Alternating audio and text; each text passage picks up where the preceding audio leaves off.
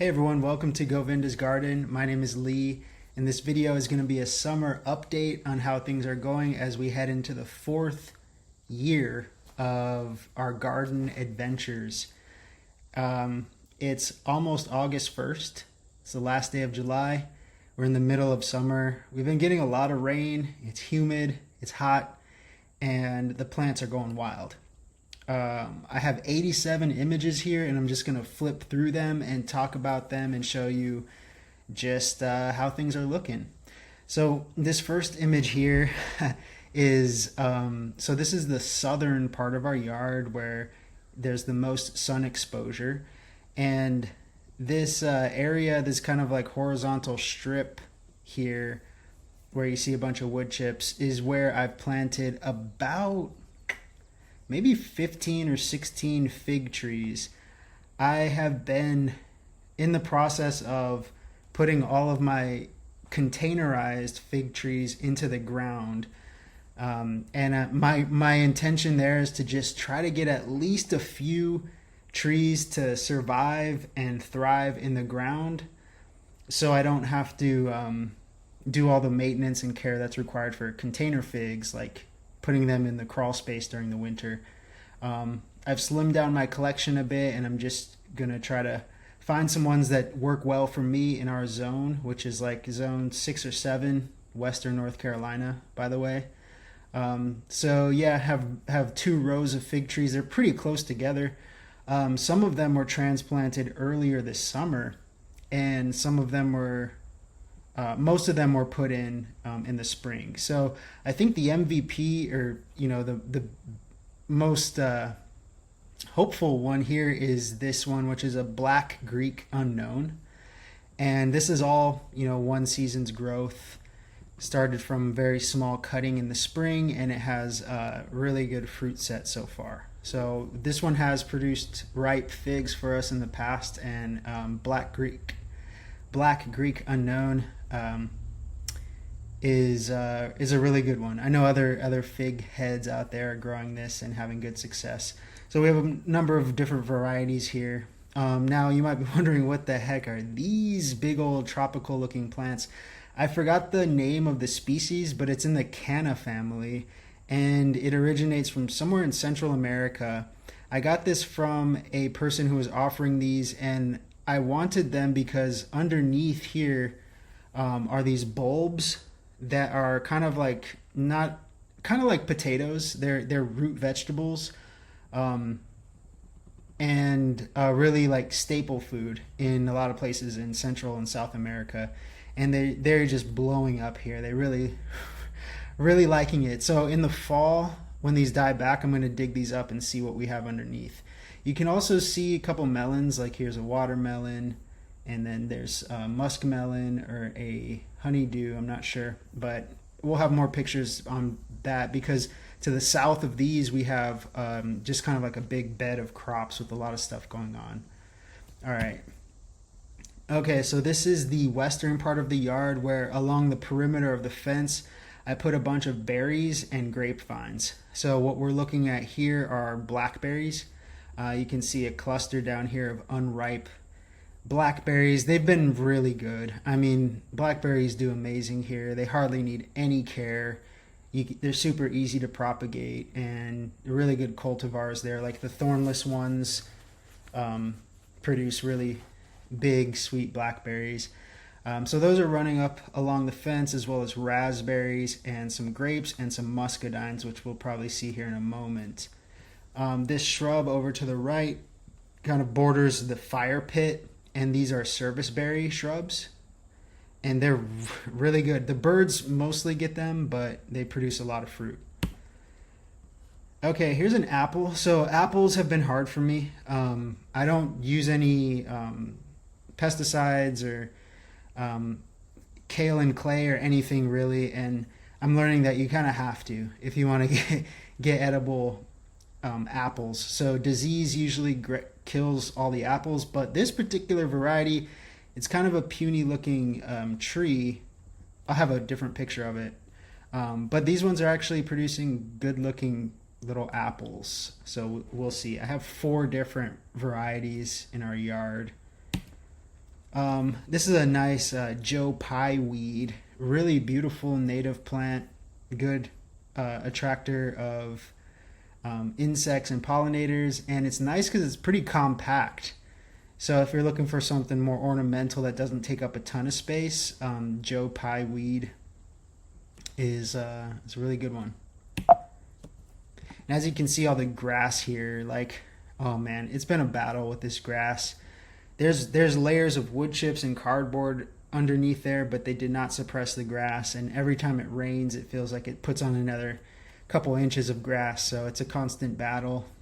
But my hope is that once these trees like get more mature and take up more, have a bigger canopy, then there's going to be less sunlight for this grass to really thrive. So we'll see how that goes. But it's something that I just have to maintain a lot. Here's a nice little overview from our porch where you can see the eastern facing side of the yard. We have a raised bed garden near the house where we usually do vegetables. I've kind of been slacking this year, to be honest. We have a 10-month-old baby, so life's been a little bit less free time these days. But we got these raised beds and then an archway of grapes. Concord grapes that I got from Akiva Silver at Twisted Tree Farm. Shout outs to Akiva. We also have some purple Peruvian potatoes growing underneath here in this bed, and those are from Edible Acres. And shout out to Edible Acres, they're doing amazing things, and those potatoes are really good. I actually harvested a couple, and then I'll harvest the rest of those pretty soon. I think they could still use a little bit more time. In this bed, I just planted some sunflowers recently. These are the gray mammoth sunflowers. We had really good results with these last year. They get huge and produce a lot of seeds.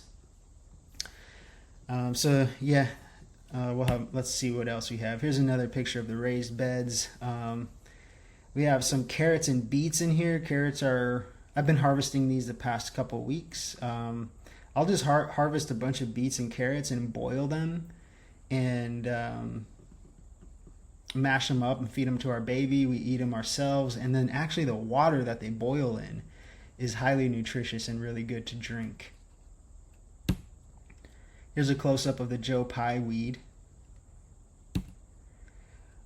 This has kind of become the star of the show. So believe it or not, this is one season's growth of a mulberry tree. This is Illinois everbearing, and it started from a very small bare root plant and has just blown up. I think it's probably over 12 feet tall right now.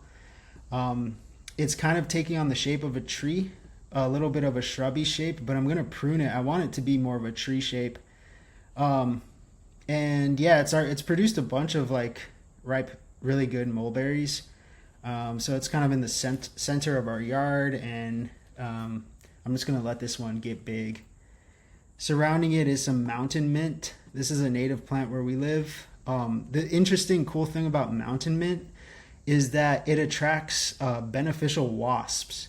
So whenever I come out, like in the middle of the day, this thing is just buzzing with really interesting looking wasps. And it's like the only flower that they come to, so something about that these wasps really like. We have some peach trees back there, a Weigela shrub to the left. Let's keep going.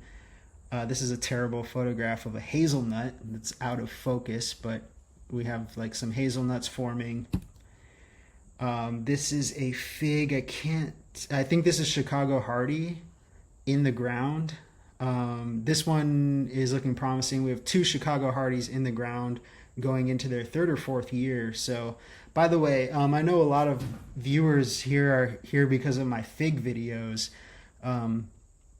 And I just want to say that like there's a ton of varieties of figs, and I've done a lot of reviews on them. I've done a lot of collecting, and how I feel about it now is like the key to a really good fig is not necessarily the variety, but the maturity.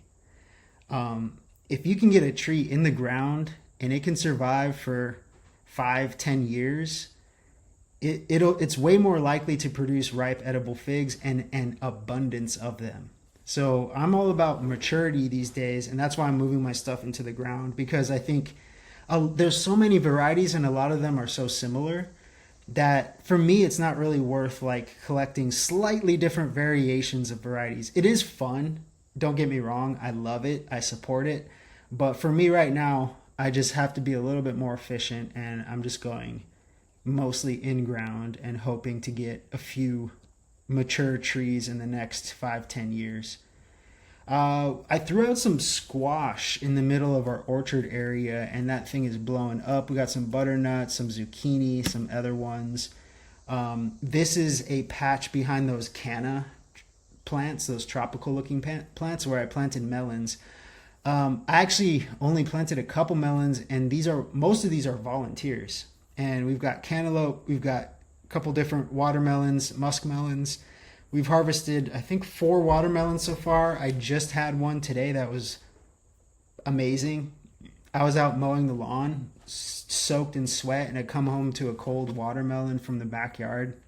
That's just peak life. That's like it just doesn't get much better than that. Okay, this is a close up of a oh, I forgot what these are called. I think something pea plants. They're in the legume family, Fabaceae. Really, they're native, and bees love them. But it's part of a bigger flower bed that I'll show in a moment. I also planted some Monarda. This is also called bee balm. Smells really good and attracts hummingbirds. And we have that kind of peppered around in the yard. It really does attract hummingbirds too. I see them a lot on this plant in particular, and hummingbirds are great in the garden, especially here in the south, because hummingbirds eat mosquitoes. And anything I can do to reduce mosquitoes, I'm gonna do it. I wish I had some bats on the property because bats eat a ton of mosquitoes, but I don't know where all the bats have gone. I grew up with bats. I grew up in Arizona, and we would have bats just on our street, like during sunset. But you know, I'm not sure where all the bats are hiding, but and it's kind of hard to get bats onto a property, but we'll see. I've actually seen one time, so I don't know. Maybe word will get out that we have a nice garden for them. Here's that apple tree I was talking about. Scraggly looking little guy. It's called a summer banana. It's from Century Farms here in North Carolina. It's a dwarf, and I almost gave up on it, but it's hanging in there. It's got a few apples on there that I think we could actually probably pick, assuming that the branches will support them. They're pretty. Might have to like pluck one of these off because it could snap a branch. These are gummy berries. Gummy berries in the Eleagnus family. Super tolerant and resilient plant. Can take up a lot of space if that's what you're looking for. Produces some of the earliest berries of the season, little red things that have texture of a gummy bear. Seeds inside. Birds will eat them.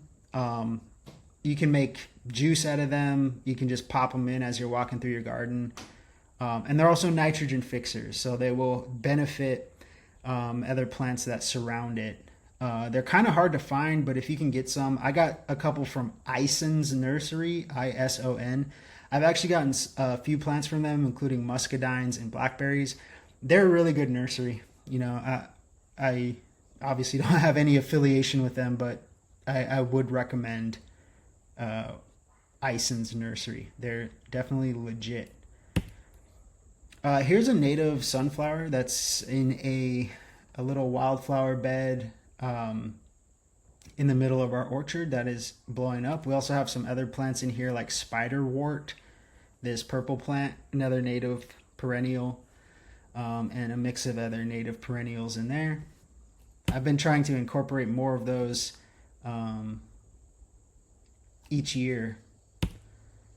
And here's a look at another row of in-ground figs. This is Chicago Hardy on the right with a pretty good fruit set. This is a new transplant. I forgot the variety here, just a little guy starting out. We have Nerucciolo de Elba here. This big one is white Marseille.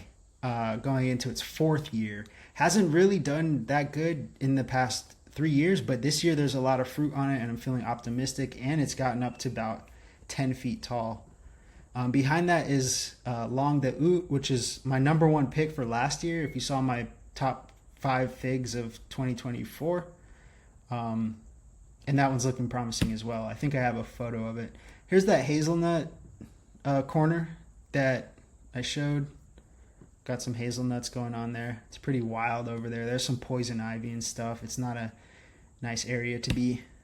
Here's a pepper. I just put this near our orchard. It's a Jimmy Nardello pepper. It's not spicy. It's like a bell pepper.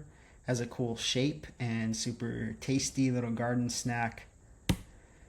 Yeah, so this is that watermelon melon patch where I put some tomatoes in as well. I was lazy and didn't have a bunch of time, and I didn't like stake these up and trellis them nicely. So it's just pretty wild in there, and it's not easy to harvest, especially when mosquitoes are buzzing around and you're sweating.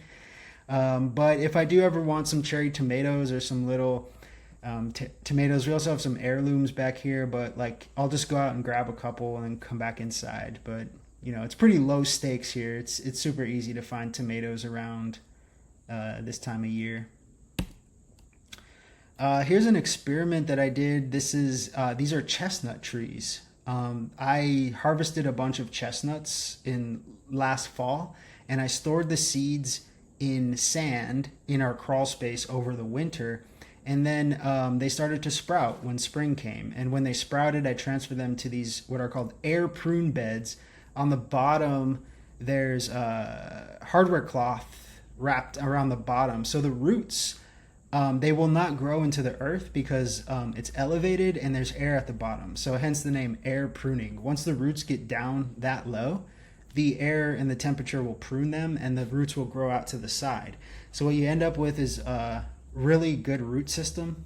And when these go dormant in the fall or winter, I'll take them out and see what I have and distribute these somehow. So if you do want some chestnuts, these are hybrid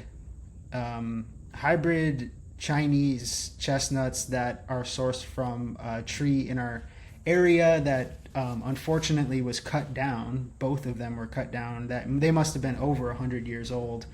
Really big chestnuts. Pretty sad, but I'm glad I got them and can continue that legacy. So yeah, let me know if you're interested in those. I'll probably put them on my website at some point, but yeah, I'll probably have like at least 100 of them. All right, so this is again the eastern side. This wild looking bed here is just a wildflower bed I made. I'm slowly trying to reduce my lawn and replace it with native perennial plants. And so we see some of those pigeon peas is what they're called. I forgot. Those are flowering, but this is really beautiful because the flowers will come and go and you'll see different colors. Like there's bee balm in there, there's echinacea, there's some chicory, there's some sunflowers, just a whole mix of stuff. So it's a really like fun thing to observe as the season goes on, and attracts a lot of pollinators and just makes everything more beautiful in my opinion. Here's an Asian pear tree. This is a Korean giant variety. It's got a few ripe fruits on it. We've had good success with this over the past few years. Back here, this is like the south, or not south. It's like the northeast part of our yard. It's actually in a very shady spot, but I have 2 fig trees here that are about 3 years in the ground. We have a Celeste that is blowing up this year. I think it's going to be a really good year for figs, to be honest. This has a good fruit set and it's taking up a lot of space. To the left, like in the way corner, we have a jujube tree, which is questionable. I'm not sure if that one's going to do well. I think it's called a Sherwood jujube. And then underneath here, we have a bunch of comfrey. So this is, it started out as a comfrey patch, but I think it's one of the reasons why these figs are doing so good. Because comfrey is also, I believe, a nitrogen fixer. And it's also a soil aerator. It creates really deep roots and builds up good soil, and you can chop and drop it. So I think it's just a highly rich soil environment for any plant, and so the figs are really benefiting from that. Here's a little close-up of the fruit set from that Celeste. We also have an Olympian fig next to it. A little close-up of the Asian pears. Here's that flower bed, wildflower bed again, different angle. To the right, I'm doing kind of like my perennial vegetable patch, which is mostly asparagus. But we have some other things in there. I think sea kale is in there. Maybe some Turkish rocket, some other stuff I got from Edible Acres.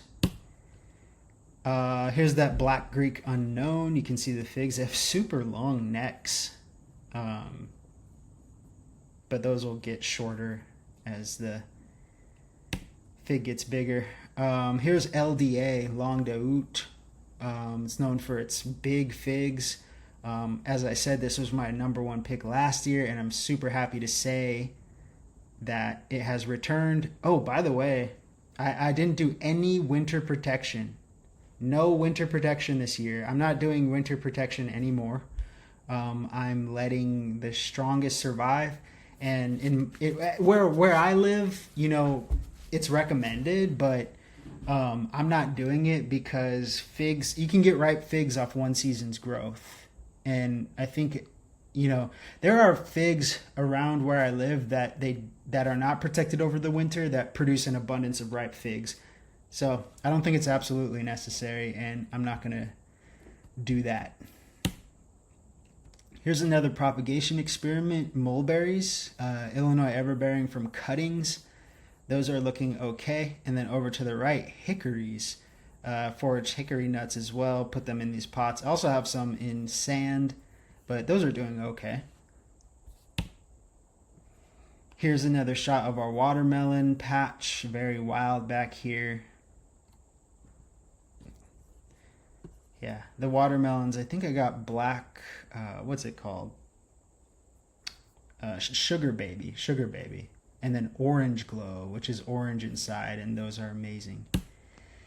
Okay, I need to keep moving on. So here's just another shot of our orchard area, mix of perennials. Here's like some echinacea. We have some salvia back there, bone set. Yeah, so here's the real talk. Not everything is lovely. I mentioned diseases with apple trees, also with our pear trees. I don't know what this is. I don't know if it's rust or blight or something, but I think the humidity, as well as, I don't know if it's just the grass being too close to the tree or too much moisture or what, but one of the Asian pear trees is not producing any fruit this year, and it had like a lot of this blight or whatever this is. One thing doing well is the Giro persimmon. So here's a picture of the fruit set. This tree is doing really good. Looks super healthy, and I think we'll get a good amount of ripe persimmons.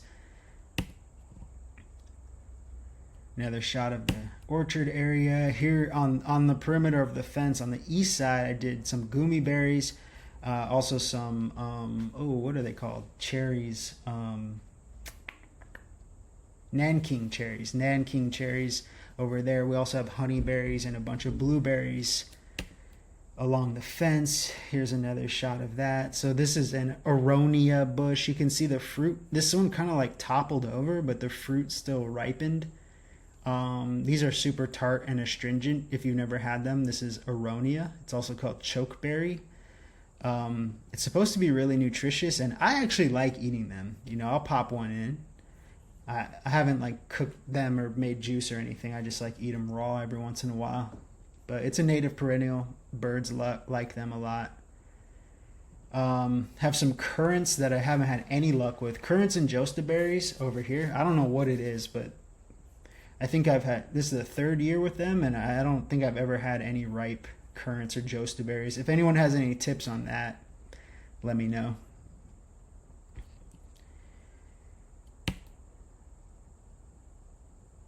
Another shot of our southern facing veggie patch. Another thing I'm doing here, a little propagation experiment, have some chestnuts in here, but also a lot of 9 bark. I got some cuttings of nine bark, and they are taking off. So nine bark is it's an native ornamental plant. I don't think it's edible in any way, but it's very tolerant. And I'm going to distribute that around the yard. We have like this bank that's kind of bare.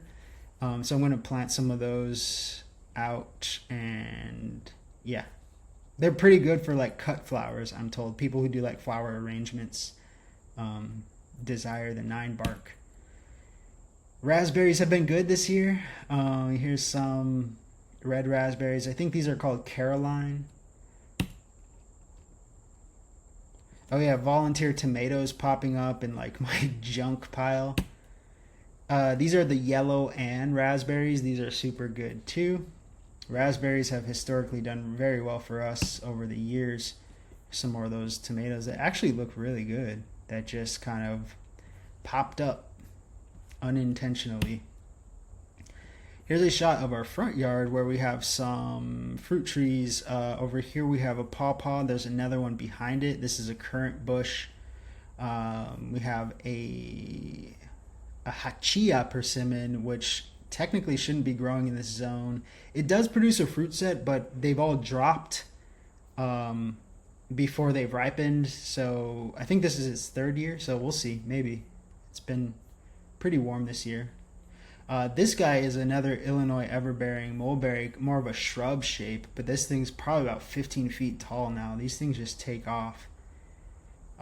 Chicago hardy fig, we've got serviceberry behind it, we've got another persimmon back there, another pawpaw, elderberry,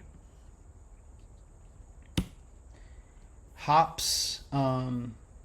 These were here when we moved in, but someone was into growing hops, so we have a nice little hop vine that crawls along our fence each year. That just comes back. I don't do anything to maintain it, really. Here's some more blackberries. The muscadines are looking okay this year. I think maturity also comes in with muscadines too. You know, it takes 3, 4, 5, 6 years. This is the third or fourth year, I think, but getting a little bit of fruit set on these muscadines. Here's kind of a poor quality photo of a hop flower. This is so beautiful. The hibiscus. I love these hibiscus flowers. They look like tissues.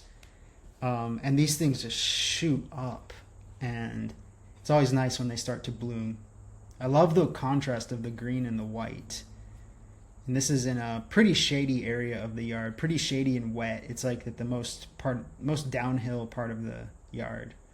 And we have some pawpaw and some ginger and some stinging nettle back here, which I planted this year. That's flowering. Here's a little veggie patch where I intend to plant sweet potatoes. I did plant some, but we've got rabbits and they love eating the sweet potato greens. So I've kind of surrendered sweet potatoes this year. I think if we did it this way again, we would have to build a little bit of a barrier. But then that could be another battle. So I'm not sure what to do about that. It also gets overtaken by grass very easily. So I might just turn this into like another wildflower bed that I can just kind of set and forget and figure out what to do with sweet potatoes. Here's fennel, which is one of my favorite plants because it attracts a wide array of insects. Bees, wasps, moths, butterflies, everything. It smells great, produces fennel seeds at the end of the year, which you can eat, which you can use for seasoning, which you can use for breath mint. Super easy to grow. Love it. I think this is bronze fennel. Here's that Giro persimmon again, looking very healthy. It's got about maybe 10, 15 persimmons on it. Here's another sweet potato patch that is getting swallowed up by our Bermuda grass, but you can see some of the sweet potato vine right there. Hopefully the rabbits don't get that one. Here's a close-up of a hibiscus flower. I thought it was interesting how it had these holes in it, kind of in like an organized structure. Wonder what was going on there. Gosh, beautiful flowers. Here's that canna plant. Pawpaws. So we have like probably about 12 pawpaws. And that's something I feel pretty confident and optimistic about. You can see a little fruit set down there. I think we have three. Actually, count them one by one, how many pawpaws we'll have. Last year we had one ripe pawpaw that we harvested. This year I think we'll have three. There's another photo coming. Here's a Weigela that has kind of become the second star of the show too. Beautiful pink flowers. It's an ornamental plant. Hummingbird attractor. Takes up a lot of space.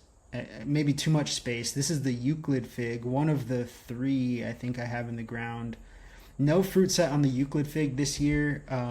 Not in the best place. I'm going to do some pruning and clean up and try to give that a little bit more sunshine and space to grow.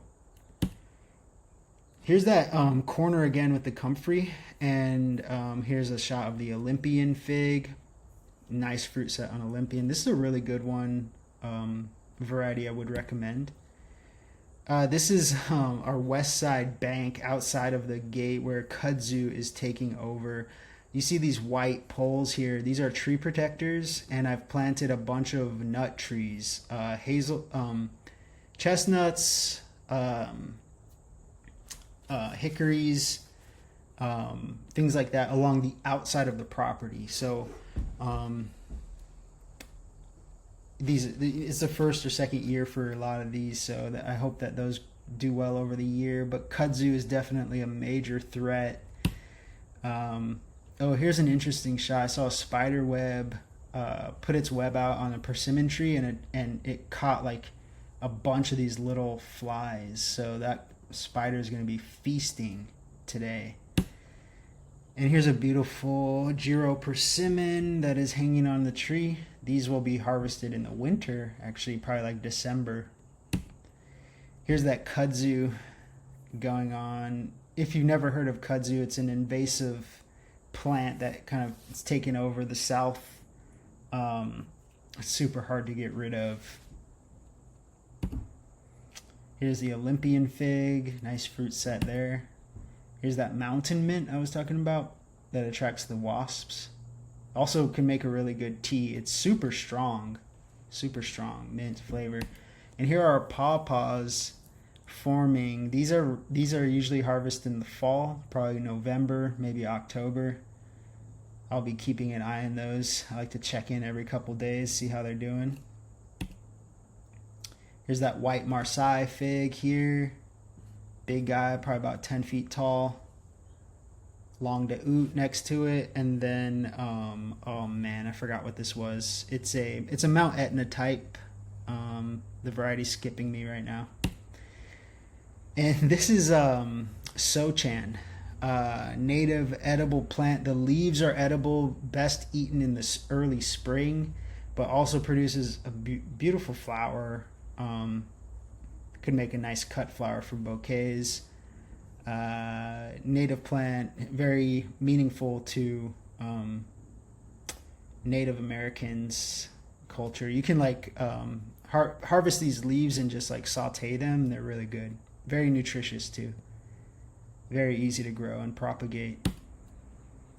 So here are cherry trees. I have 3 cherry trees. Have not had any luck with cherry trees. Don't know what's going on. It doesn't seem like it's a pollination thing. It could be disease. Maybe I messed something up, but I'm actually going to remove all of the 3 cherry trees and just get them out of here because I don't know. I don't know if it's the soil. I don't know if it's disease or pollination or what, but we haven't had any luck. And this is their 4th year, and they don't even flower. It's very strange. Here's some blackberries, not ripe yet, but a nice collection. There are those mulberries from the Illinois everbearing. Another shot of the eastern kind of orchard area. Concord grapes hanging along in our raised bed. They're starting to turn purple. I popped one in a couple days ago and it was pretty tart, but great to see these. There is some disease going on with these too. Have to figure out like a solution for that, but we might get some edible grapes. Oh yeah, and a little bird's nest was built in our grapevine, which is awesome. I haven't seen any baby birds in there, but I do see birds, mama and papa, flying in and out of there sometimes. So that's cool to see.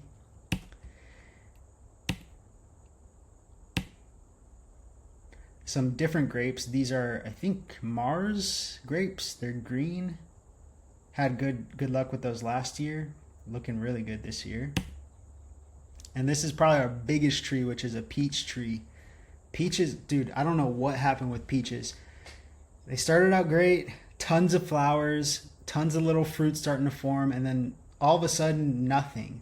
Like, there's no peaches ripening, there's no peaches developing. I don't know what happened this year, but it's pretty disappointing. But still, I love this tree. It's just like, it's one of the oldest trees in the yard. It's one of the biggest, and it's actually getting to that point where our son could climb it, or like we could just sit in there and chill, maybe build a little tree house in there or something.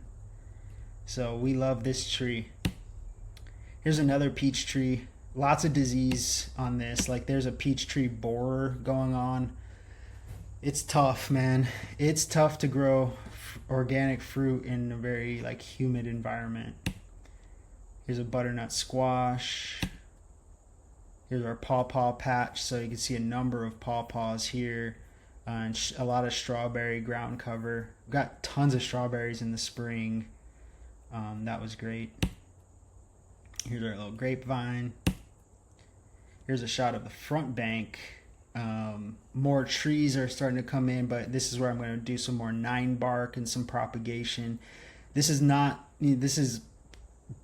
the best growing environment, so I need like really tolerant trees, but some things seem to be handling it well, and I'm just going to try to plump this out and fill it out so we get not only beauty and ecological benefits, but it also is going to help retain the soil, and so that doesn't erode away when it rains, which can affect other things on the property. And yeah, kind of wrapping it up, this is another shot of our eastern side of the yard. This is the peach tree, signs of peach tree borer, where they drill inside, and then this is the tree's attempt to try to heal itself, putting out this kind of gluey substance. And then last pick in the gallery is just some of these squash vines that I planted kind of as a ground cover in the orchard. All right, that's it. Want to thank you all for hanging out with me in this video, and if you liked it, let me know. That encourages me to make more videos, and if you have any questions or any tips, let me know as well. I'll see you next time.